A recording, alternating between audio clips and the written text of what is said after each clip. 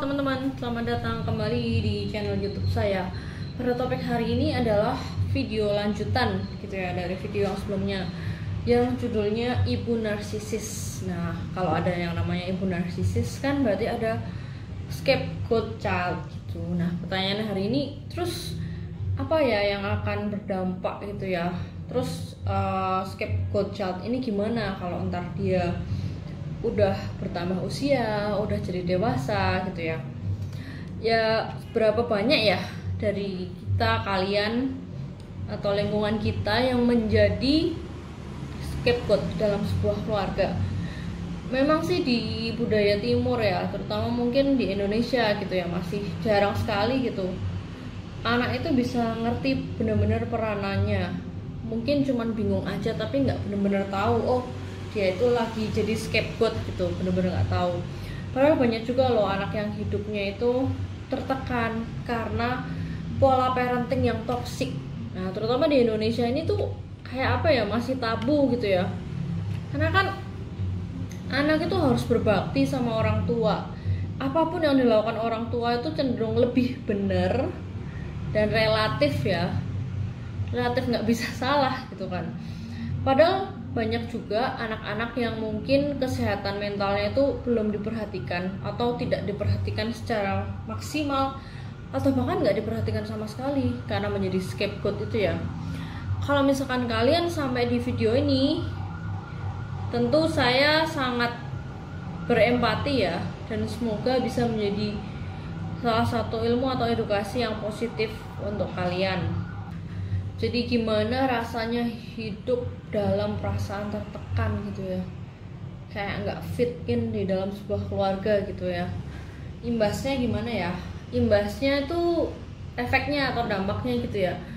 Nggak semuanya baik, nggak semuanya buruk, tapi emang basically kasihan sih gitu ya. Bagaimana perasaan scapegoat ini yang tertekan sejak kecil itu mempengaruhi karakter dalam bertumbuh. Karena family role itu kan basic banget, kayak super basic ya, hubungan primitif lah. Hampir setiap orang di dalam itu pasti orang yang pertama dia kenal, yang ngurusin sejak awal siklus hidupnya dari bayi, masa anak-anak itu kan orang tuanya ya. Nah, kalau misalkan dia masuk di dalam sebuah narcissistic parenting, ini anak ini akan lebih menjadi kayak supply, booster atau sidekick dari orang tua itu. Emang tadi aku bilang imbasnya tuh nggak sepenuhnya negatif, nggak sepenuhnya positif gitu, tapi memang ya bisa dibilang basically kasihan gitu ya. Yang paling kasihan itu ada 3 faktor. Yang pertama itu gaslighting, gimana ya kita baru awal-awal dalam siklus hidup aja udah di gaslight berkali-kali gitu. Dan yang kedua invalidasi sebagai anak itu agak cruel gitu ya. Belum lagi masih dibanding-bandingin lagi sama yang golden child misalkan kayak gitu. Kemudian yang 3 itu blame shifting yang severe atau parah gitu ya, pelimpahan rasa kesalah atau menjadi figur utama yang dilimpahkan seluruh tanggung jawab ketidaksuksesan dalam sebuah keluarga, dimasukin semua, dicekokin ke scapegoat child ini. Jadi setiap hari walking on eggshells gitu ya, padahal itu keluarga sendiri, jadi pasti gak enak banget ya. Nah, di dalam video ini lalu apa yang terjadi ketika dewasa? Nomor 1, akan ada signifikan gangguan mental atau mental health impact yang berpengaruh pada gangguan mental gitu ya kak. Seluruh soul atau jiwa itu di abuse selama masa kecil gitu kan. Spektrumnya itu problemnya akan menjadi luas, kayak apa ya, cemas, menyalahkan diri sendiri, nggak percaya diri, sulit mengambil keputusan. Itu akan sifatnya kompleks dan itu dibawa dari kecil sampai dewasa gitu ya. Akan memengaruhi berbagai lini termasuk dalam nanti kalau udah bekerja. Ringkasannya itu ya ibaratnya kayak selalu merasa kurang, nggak cukup baik, tidak pernah cukup, never good enough gitu ya. Never good enough karena sejak kecil diinvalidasi terus, ditekan terus, dijatuhin terus, diinvalidasi terus. Itulah yang nomor 1 yang menjadi dampak. Jadi scapegoat itu kalau udah dewasa gimana, yang nomor 1 itu. Kemudian nomor 2, dia juga rentan masuk ke perilaku berisiko karena merasa dirinya itu kayak ya udahlah buat apa, ya udahlah coba aja, ya udahlah nekat aja.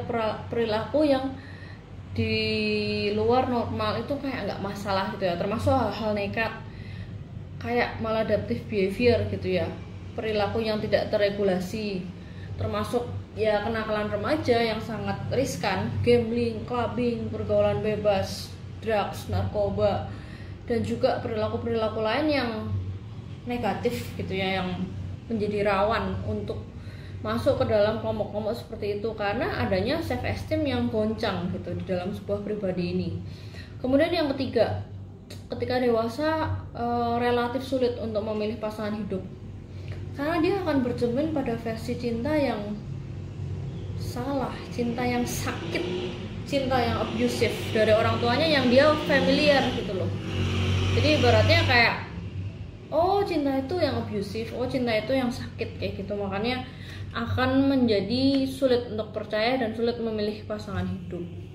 Kemudian yang keempat, tidak punya tujuan hidup atau cita-cita yang tinggi, kayak nggak ada professional goals, depres, kayak selalu dipandang rendah, bahkan mandang dirinya sendiri juga rendah. Dalam hati tuh kayak aduh kayak gue nggak betah banget ya hidup, kayaknya gue tuh kayak gini, kok orang lain kayak gitu, orang tua gue selalu nganggap gue kecil, sedangkan kayaknya teman gue orang tuanya sayang banget. Nah jadi akan depres dengan dirinya sendiri. Kemudian yang nomor 5, hubungan anak dengan orang tuanya ini yang bobrok membuat harga diri yang rendah. Ketika harga diri yang rendah, linknya itu dia akan stuck dalam harapan-harapan yang nggak kunjung selesai. Dalam artinya berharap orang tuanya berubah, berharap orang tuanya satu hari aja memvalidasi gitu, apapun yang dia lakukan sebagai proses, apapun divalidasi sedikit aja, nggak selalu dianggap nothing gitu ya. Jadi kayak stuck dalam harapan itu sulit menjadi realita. Nah dari 1 sampai 5 ini memang terdengar sangat kasihan dan negatif gitu ya. Nah kemudian saya akan lanjut ke hal-hal, terus apa dong positifnya gitu ya, spesialnya apa. Sebagai anak scapegoat itu juga bisa mendapat anugerah, tapi anugerahnya dalam tanda kutip gitu ya. Nomor 1, akan menjadi pribadi yang super empath. Super empath itu apa? Bahkan over empatinya, dia itu benar-benar bisa merasakan apa yang dirasain orang lain. Definisi orang yang benar-benar baik, definisi orang yang rela berkorban dan mementingkan kepentingan orang lain di atas kepentingan pribadi. Kalau dia jadi pemimpin itu akan mensejahterakan banyak orang gitu ya, karena sifat empatinya yang sangat tinggi gitu ya. Kemudian yang kedua, dia itu akan kaya dengan kreativitas, fantasy life, yang dimana dari kecil udah sering wondering kenapa orang tua gue kayak gini, kenapa orang tua teman gue kayak gini, membuat ketika dewasa pikirannya out of the box. Nah ketika dia berpikir out of the box itu akan menjadi sangat kreatif dan juga bisa diterapkan menjadi memiliki peluang-peluang emas yang biasanya tidak dimiliki orang-orang lain. Bisa melihat apa yang tidak dilihat orang lain, bisa merasakan apa yang nggak dirasain orang lain, menjadi sangat sensitif, tapi bisa mentranslate apapun yang mungkin belum tentu orang omongin gitu ya. Terdorong untuk maju karena dorongan dia untuk maju itu kayak dia bertahan hidup dari sejak kecil sampai dewasa. Kemudian yang nomor 3, memiliki kepedulian yang tinggi sangat dengan orang lain. Kepeduliannya tinggi banget karena dari masa kecil tuh selalu tertekan, selalu ngalah. Lebih baik ngalah deh daripada disakiti, lebih baik ngalah daripada di abuse. Orang tua selalu benar, orang tua nggak bisa salah, dia yang selalu jadi scapegoatnya. Ketika dia merasa seperti itu dan menyadari dan tahu tentang edukasi ini, biasanya ketika dia jadi orang tua, dia akan menjadi orang tua yang nggak kayak NPD parentsnya gitu. Jadi diharapkan genetik dari narsisistiknya tidak nurun ke anak scapegoat ini gitu ya. Walaupun itu menjadi salah satu faktor, tapi bisa juga itu nurunnya ke golden child-nya, golden child yang selalu dimanja itu. Sedangkan anak scapegoat ini akan menjadi super empath gitu ya. Kemudian yang nomor 4, dia akan baik memiliki sahabat, memiliki networking, memiliki hubungan yang erat dengan orang luar loh ya.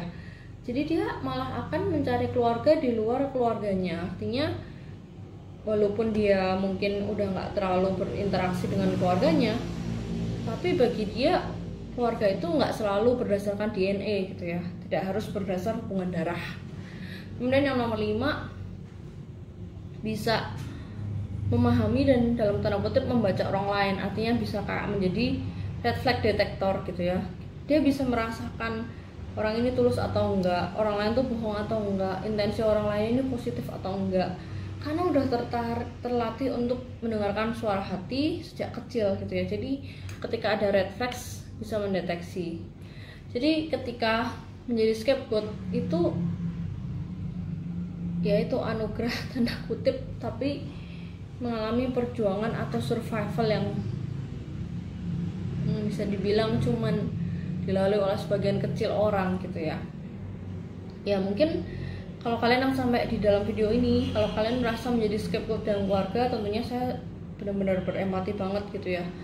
Rasa sakit itu bisa jatuhin kita gitu, bisa jadi bikin kita down selamanya, atau bisa dirubah jadi kekuatan untuk menjadi hal yang positif kayak yang tadi nomor 1 sampai 5 gitu ya. Ada yang bilang wound atau luka is where the light enters you. Jadi ketika kita ada luka itu dimana sesuatu yang positif atau digambarkan dengan sinar itu masuk ke dalam jiwa atau diri kita gitu. Kemarin yang komen juga yang saya ngerasa tersentuh banget ya, walaupun dia ngerasa di dalam keluarga tuh kayak jadi scapegoat, tapi setelah dia mendekatkan diri itu sama Tuhan, belajar agama gitu ya, hidup itu adalah anugerah dari Tuhan, bukan dari orang tua semata. Waktu dengar itu sih saya agak delight banget gitu ya. Memang sih kita nggak bisa pilih kan siapa orang tua kita, dan kalau misalkan orang tua kita memposisikan kita, orang tua kita yang narsisis ini memposisikan kita sebagai scapegoat, itu pilihan mereka gitu loh, bukan pilihan anaknya gitu. Jadi anak itu nggak bisa milih orang tuanya, dan ketika dia diposisikan scapegoat itu pilihan orang tuanya gitu. Jadi memang salah satu cara yang cukup manjur juga yaitu mendekatkan diri dengan Tuhan dengan melalui media apapun, spiritual, agama dan sebagainya. Yang penting jangan pernah menyerah gitu. Semoga video ini bermanfaat dan jangan lupa mampir ke sini. Sampai jumpa di video selanjutnya.